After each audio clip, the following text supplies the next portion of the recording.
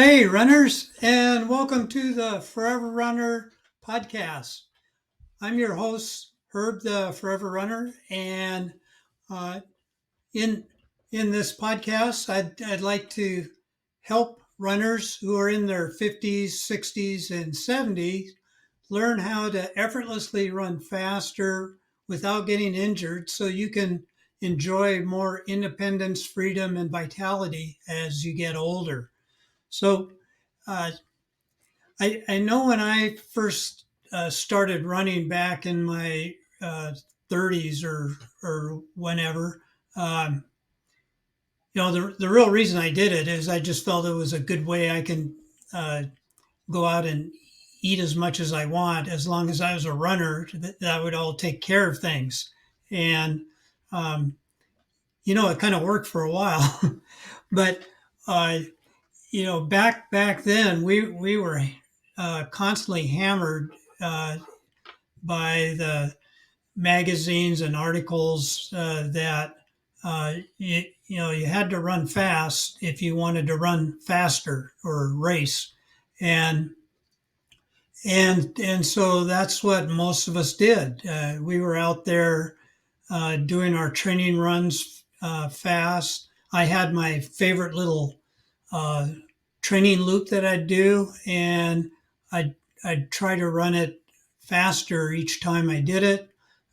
We'd go out and we had weekly track workouts where if you weren't laying on the ground throwing up or something at the end, you weren't doing it hard enough or making progress.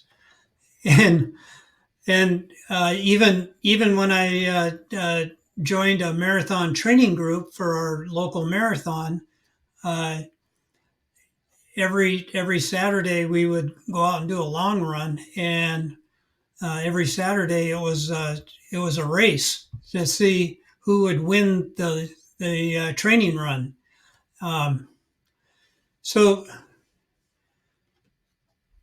as a result, and maybe you used to do this now, or you do this now, or you used to do this, but as a result, I was always tired. I was beat up. I kept getting injured all the time, and um, even even as I got older and switched over to trail running and running ultra marathons, it was kind of the same sort of thing. You just had to go out there and hit the hills as hard as you could, um, and if you weren't worn out after your run, that you just weren't making progress.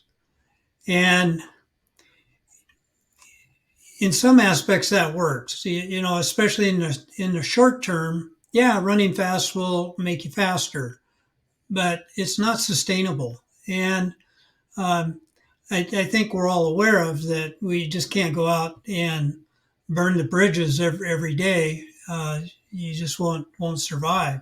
But even for us older runners, it's even more important because uh, it's been shown that if you're doing this vigorous type exercise, more than half the time, that greatly affects your cardiovascular health and uh, can lead to problems. And uh, when I turned 50, that's what I found out. I had a heart attack. I was a runner. I was healthy, but I was overstressing my body by doing too much all the time.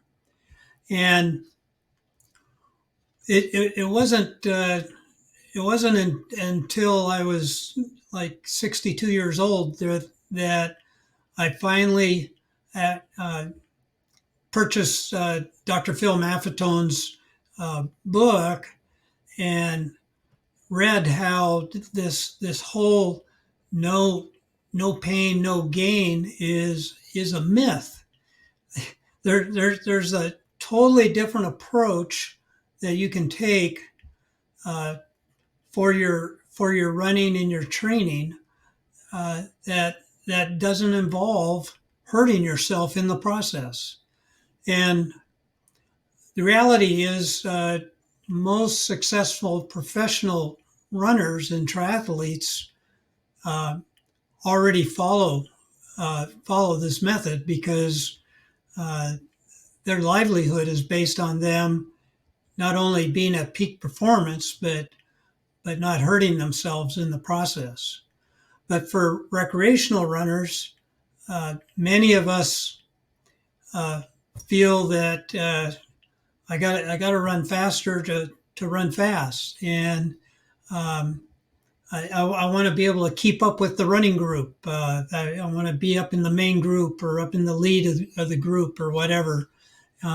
So I'll work real hard and to do that. But the reality is, it's just not doing much for you. And let me explain a couple things that are happening. Um, Essentially, when you're at rest or you're walking or running at a very comfortable pace, and that what we would call a conversational pace, um, you're what you're doing there is you're building your aerobic system, and your aerobic system uh, wants to burn your body fat for fuel. And the whole thing behind burning your body fat for fuel is that you have many hours of energy packed away as body fat that you can tap into for energy when you're operating at a low heart rate. Once you start jacking the effort up where you can no longer talk, you're running along at a little bit harder pace, then you're switching over to burning more of your glycogen stores or the carbohydrates that you've taken in as fuel. Now, the thing about that are two things. First of all, that switches off your default fat burning process, and second of all, you're working off of limited resources as far as your glycogen stores. And as you know, you can only run so far without taking fuel in, or you'll bonk. And and basically, what that is you're burning up your glycogen stores, and you need to add some more carbohydrates in to keep the furnace going, to keep running. And that's fine. That's part of the process. But if you do if you're doing that all the time, you become what what what we would call carb dependent, where uh, you're relying on your glycogen stores for all your exercising, and and that means that you need to eat carbohydrates all the time to fuel your normal body functions and your running.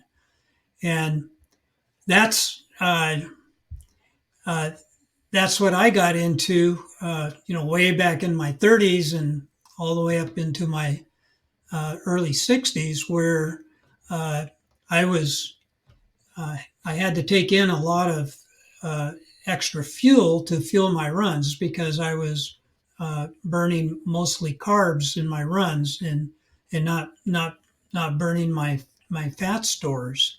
So this mindset that um, if I'm not pushing hard, uh, I'm not going to gain. I'm not going to gain speed, gain uh, uh, uh, be able to run up the hill faster. Uh, is is counterproductive. Uh, there's a whole different approach, and that approach is to build a strong aerobic base and then do some of those hard workouts, but they should be very limited. For us recreational runners, they should be only 10 to 20% of our runs should be at a more vigorous level, and that way you can have the best of both worlds, where most of the time um, you're in that easy zone where you're just building your capacity and uh, burning your body fat for fuel, and then you have a session a week where you're going out hard. You're triggering that other metabolism, those other fast twitch muscles. Uh, so that's how you kind of round out your training, so you can take advantage of best of both worlds. But if you if you if you think that uh, if I go out for a slow run and I come back and I'm not even tired, that nothing happened, then you're missing the boat. And I'm sorry, but it's boring. Yeah, I mean you could go out and run 5 days in a row very slowly, and come back every day. You're not tired. You feel refreshed, and you might feel that you didn't do anything, whereas you really did. You really uh, you're building up your your slow twitch muscles, your aerobic system, and giving you the endurance and power to do better things later on.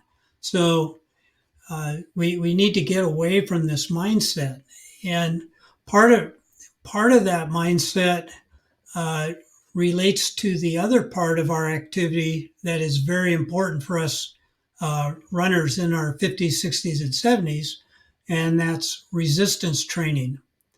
And uh, I know many runners shy away from resistance training because in their minds it's like it's again that you've got to push and push and push and until it hurts, and uh, you know I don't want to do that. I already run, and I don't need to go beat myself up, lifting weights uh, and all that. I'll do just fine the way I am.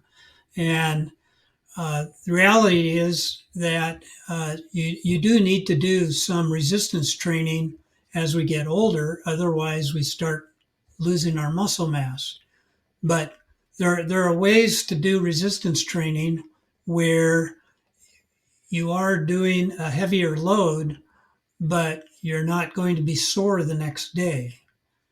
So the whole key to this no no pain with no gain um, uh, process is to do those type of vigorous workouts, whether they're running or lifting weights or going up hills uh, on the treadmill or on the exercise bike, whatever you're doing, but but but to do them in uh, a focused manner where you're not where you're getting the adaptation, but it's not kicking over uh, into the next day as far as being totally wiped out from this vigorous workout.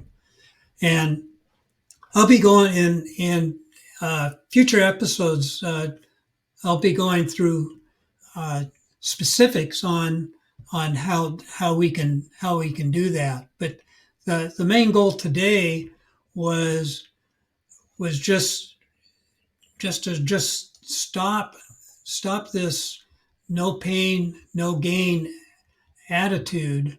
Uh, get out there and enjoy the slow jogs. Enjoy the run walks that you do. Uh, it it's it's it'll do you more than going out there and trying to hit it hard every day. And if you continue with that attitude, you're going to end up like a lot of my friends who don't run anymore. Uh, they've basically worn themselves out, and it's not enjoyable, so they quit running. And that uh, that to me is the worst thing that you could do. So so let's embrace uh, the easy way, and stay tuned in the upcoming episodes. I'll kind of step you through on how we do that. So that's it for today. Super excited that you're here. Please subscribe to my YouTube channel or to your favorite podcast provider. I'm putting these out once a week, usually on Thursdays.